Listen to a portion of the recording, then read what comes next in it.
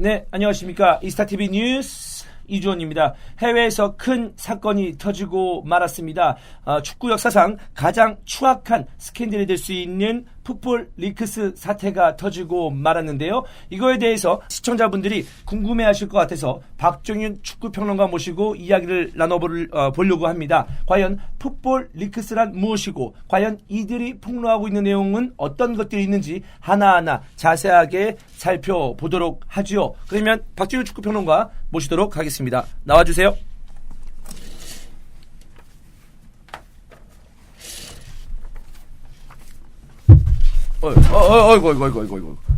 아이고.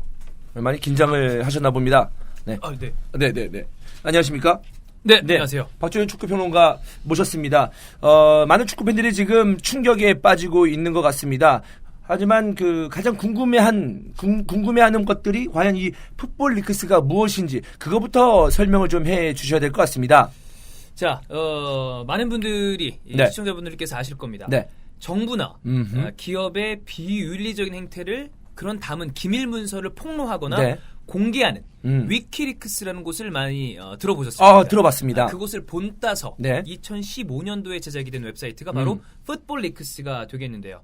이 리크스라는 단어 자체가 비밀을 누설하다. 누설하다. 이런 뜻이 있습니다. 그러니까 그 말 그대로 초기에는 유명 축구 선수들의 이적료나 주급, 계약서를 유출을 시켰는데 그 계약서를 유출시킨 이유가 서드 파티가 개입되어 있는, 네. 그러니까 불법적으로 이득을 취할 수 있는 행태를 방지하기 위해서 우리는 이런 것들을 공개하겠다. 이런 어떤 선의에 네. 어떻게 보면 해킹을 위주로 이 계약서들을 유출시키곤 했기 때문에 이거는 과연 올바른 행동이냐라는 항상 그런 논란이 있었던 그런 부분이죠. 약간 우리로 따지면 홍길동 내지는 임꺽정 그렇죠. 이런 식으로 생각하면 될까요? 그런 이야기도 많이 나왔었는데 네. 어쨌든 해킹을 통해서 빠져나온 문서들이 많았었기 때문에 신뢰도는 100%의 수렴을 한다고 해도 과언이 아니다. 100%다. 직접 기밀 문서들을 빼돌린 게 되는 거니까요. 그러면 국내에서도 이제 많이 알려주고 있는 가짜 뉴스, 찌라시 이런 거는 좀 색깔이 다르다고 볼 수가 있는 많이 건가요? 다르다고 할 수 있습니다. 네. 이번에는 조금 이야기가 다릅니다. 뭐가 다르냐면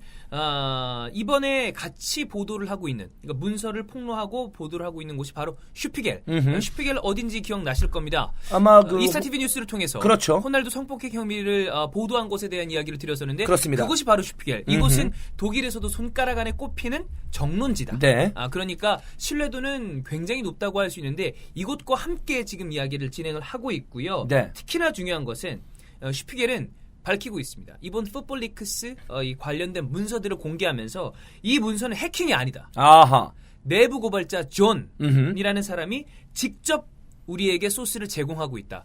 슈피겔이 밝히기는 이 존이 풋볼 리크스를 설립한 사람이고 수많은 어떤 강력한 네트워크를 통해서 문서들을 받고 있다. 즉 그렇게 그러니까 해킹을 통해서 얻은 문서는 불법이기 때문에 네. 이거에 대한 신뢰도를 과연 우리가 믿을 수 있느냐라는 의문을 제기할 수 있는데 네. 지금 슈피겔과 풋볼 리크스는 아니다. 내부 고발자들에 의해서 지금 우리가 문서를 받고 있다. 그러니까 신뢰도에 대해서 다시 한번 보장을 하고 있는 그런 이야기를 하고 있고요. 그러면 지금 말씀하신 내용을 토대로 살펴본다면은 지금 폭로한 내용들이 그냥 흘러 지나가지는 않을 것으로 예상이 되네요. 아무래도 그렇죠. 신뢰도가 높기 때문이죠. 거기에 추가적으로 네. 이번에 슈피겔에 제공한 이 풋볼 리크스에서 제공한 문서가 무려 문서입니다. 네. 7천만 장. 7천만 장이요. 7천만 장이니까 용량으로 따지면 3.4 테라바이트입니다. 누가 이런 걸 체크할 수가 있을까요? 문서가 3.4 테라바이트라는 네. 것은 양이 정말 어마어마하다고 할 수 엄청납니다. 있겠고요. 네. 특히나 이 문서들을 EIC, 그러니까 유럽 탐사보도 연합, 네. 로이터나 타임즈나 엘문도 등이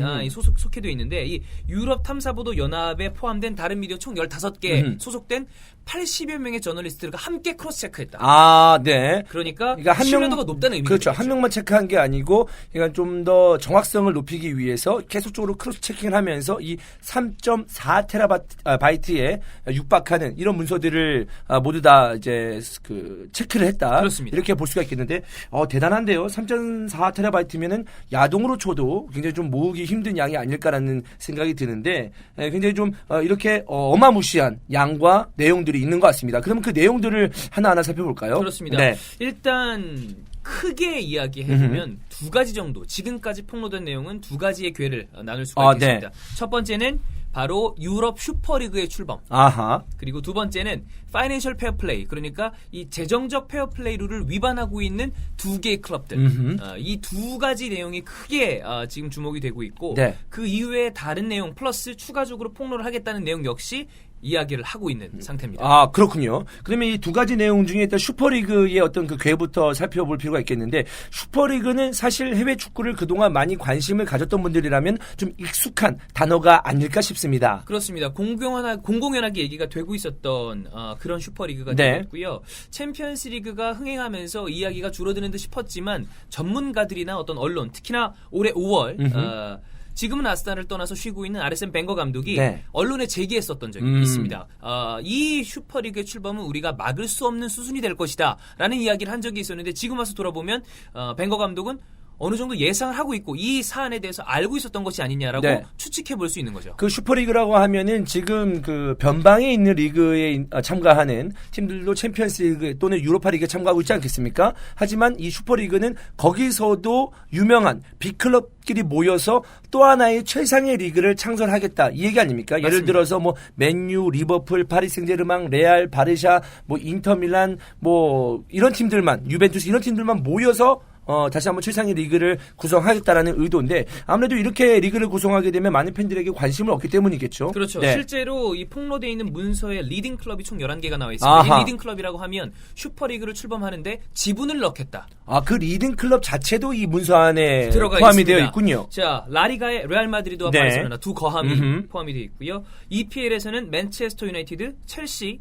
아스날, 맨시티, 리버풀, 그리고 세리아에서는 유벤투스와 AC 밀란, 네. 그리고 분데스리가의 바이ern 뮌헨, 그리고 리그양의 파리 생제르맹, 이렇게 총 11개 클럽들이 지분을 넣고 있다. 그 지분의 퍼센트까지 문서에 공개가 돼 있고요. 그리고 그 이후에 차순위 후보로 아틀레티코 마드리드, 도르트문트, 샬케, 마르세유, 인테르, AS 로마, 이렇게 총 17개 클럽이 이 슈퍼리그에 처음에 들어간다고 하고, 거기 플러스 하나 포르투갈과 러시아, 네덜란드, 터키 리그 중에 한 개 팀까지 총 18개 클럽이 참여한다고 이야기가 되고 있습니다. 네네. 슈퍼리그는 2021년부터 출범을 할 계획이 있었고요. 어허. 총 34주 동안 운영을 하게 될 것으로 보이고, 화요일, 수요일, 토요일에 진행될 예정이었고, 네. 만약에 이게 슈퍼리그가 출범이 된다면 기존의 챔피언스리그는 폐지 수순으로 간다까지 이야기가 되고 있습니다. 아, 폐지 수순이군요. 그렇죠. 따로 운영하는 게 아니고 그 하위권에 있는 팀들이 참가하는 게 아니고 폐지가 되는 거군요. 그럴 수도 있다는 것이죠. 그러면은 오히려 참가하는 팀들의 개수가 좀 줄어들 수밖에 없고, 좀 권위 있는 대회에 도전하는 의미가 좀 퇴색될 수가 있는 그런 상황이 아닐 수가 없겠습니다. 그렇습니다. 네. 이 아르센 벵거가 올해 5월에 아까 이 슈퍼리그에 대한 이야기를 했다고 했는데, 여기 굉장히 많은 것이 함축이 되어 있는데요. 네. 유럽 슈퍼리그의 창설은 피할 수 없는 수순이 될 것이다. 왜인지가 중요하다. 왜냐? 네. 수익 분배 문제가 필연적이기 때문이다라고 나와 있는데, 그 뒤에 이야기가 굉장히 의미가 있습니다. 빅클럽의 논리는 간단하다. 니네들끼리 경기하는 거 보고 싶어 하지 않는다. 즉 여기서의 니네들끼리는 중소규모의 클럽들을 얘기하는 거죠. 중소규모끼리의 클럽들 팬들 보고 싶어 하지 않는다. 왜 그런데 니네들끼리 붙는 그 수익 이런 거, 우리끼리 버는 수익을 니네들이랑 공유를 해야 되냐. 우리끼리 경기를 했을 때 큰 수익을 너희들과 공유하고 싶지 않다. 같은 시간을 쏟아도 금액의 단위가 달라지고 또 공유할 수 있는 팀이 적어지면은 그 빅클럽이 갖는 수익은 더 커질 수밖에 없겠죠. 그렇죠. 예를 들어서 뭐 아포엘, 풀젠, 뭐 샤흐타르 이런 팀과의 경기에서는 아무래도 주목도가 떨어지지 않겠습니까? 당연합니다. 원정은 가야 되고 시간은 쏟아야 되고 또 돈은 돈대로 들고, 하지만 수익은 공유를 해야 되고, 그렇기 때문에 이 빅클럽들에 대한 어떤 그 욕심이라고 볼 수도 있는 상황이 아닐까. 자연적으로 자본주의 사회에서는 들 수 있는 그런 생각들이 아닐까라는 생각도 드는데요. 최근에 네. 유럽에서 진행이 되고 있는 네이션스 리그. 네. 네이션스 리그가 어떤 클럽의 이 순위에 따라서 조를 크게 나눠서 지금 진행을 하고 있는데, 과연 이 밑에 그룹 D나 C에 있는 팀들의 경기를 누가 볼 것이냐는 이야기를 사실 비판적인 분들은 하고 있거든요. 그렇죠. 그런 것과 약간 비슷한 느낌으로 강팀들 간의 경기에 대해서는 굉장히 주목도가 높고 흥행이 될 것이 분명하지만, 과연 온 세계인들이 즐기는 스포츠라는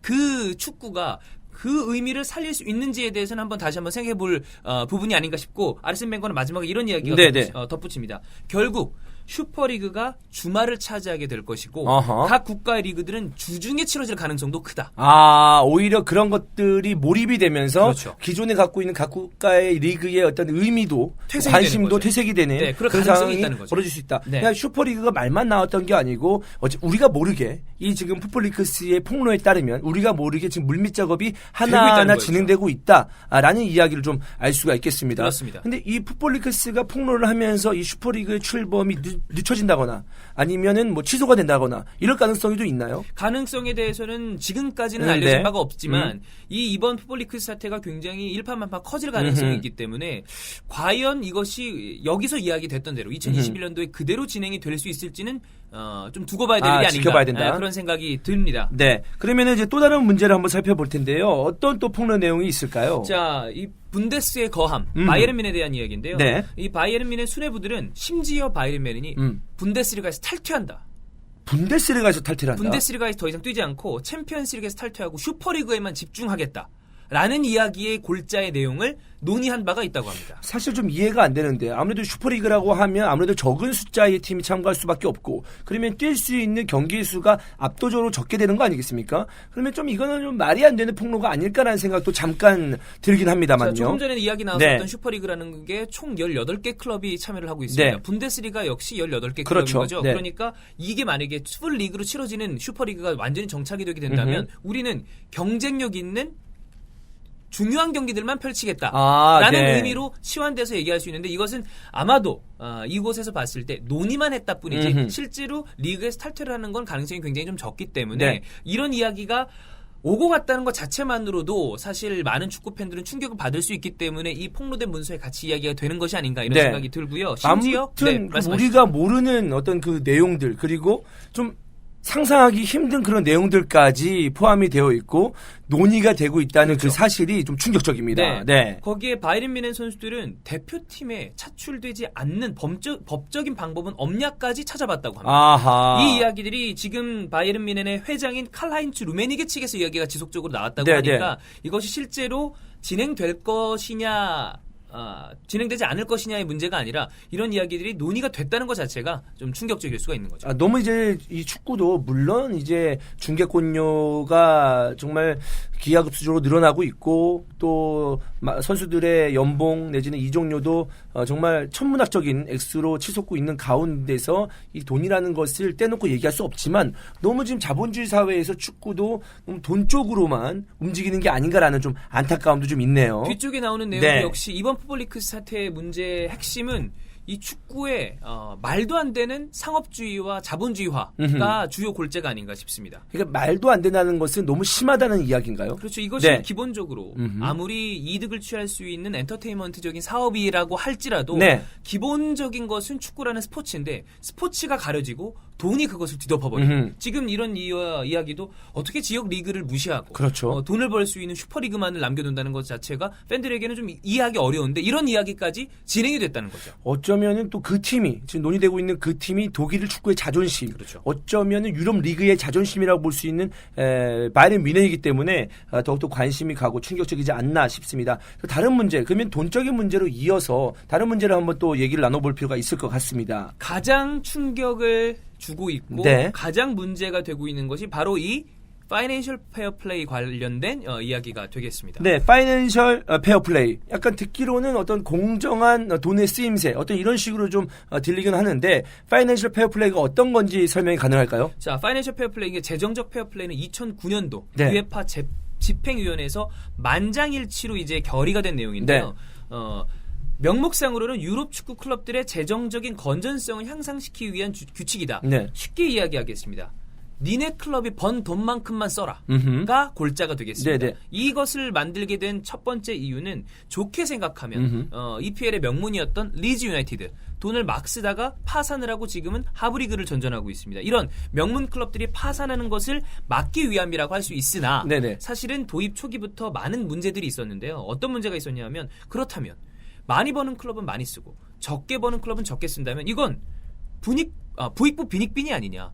많은 B클럽들은 더욱더 많은 돈을 벌어들여서 좋은 선수들을 사고 적게 벌 수밖에 없는 클럽들은 돈을 적게 버니까 조금밖에 돈을 쓸 수 없고 축구 쪽의 투자 심리도 감소시키고 그러니까 이거는 빈익빈 부익부를 더 심화시키는 제도가 아닌가라는 이야기와 함께 이른바 슈가데디 그러니까 부자 구단주가 스폰서 형태로 자본을 투입한다면 이건 도대체 어떻게 막을 것이냐라는 이런 문제가 제기가 됐었습니다. 그럼 이 당시에 제기됐었던 그 문제에 대해서 UEFA가 내놓은 해결책은 클럽 구단주와 연관된 스폰서 계약이 매출액의 30%를 넘어간다면 그것은 내부자 거래다. 그건 우리가 엄단하겠다라고 이야기를 한 바가 있었죠. 예를 들어서 우리나라로 치면 삼성이 구단을 운영을 하는데 삼성에 있는 금액, 그러니까 구단주의 금액이 30%가 넘어간다. 뭐 투자를 한다거나 선수에 대한 이적료를 지불한다거나 그걸 30% 넘어가면은 이거는 내부 거래다. 그렇죠. 이렇게 본다는 거죠. 맞습니다. 네, 그러니까 네가 돈이 많다고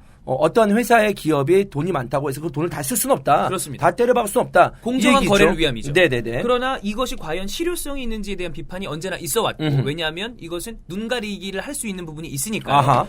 그런데 실제로 이번 폭로로 인해서 이런 것들이 철저하게 어겨지고 있다는 것이 드러나게 됐습니다. 어겨지고 있다? 네. 사실 본다면 FFP가 발동이 된다고 하더라도 지금 발동이 되어 있는 상태 아니겠습니까? 그럼에도 불구하고 어떻게 하면 이 팀이 이렇게 비싼 선수를 여러 명을 데리고 있을 수 있지?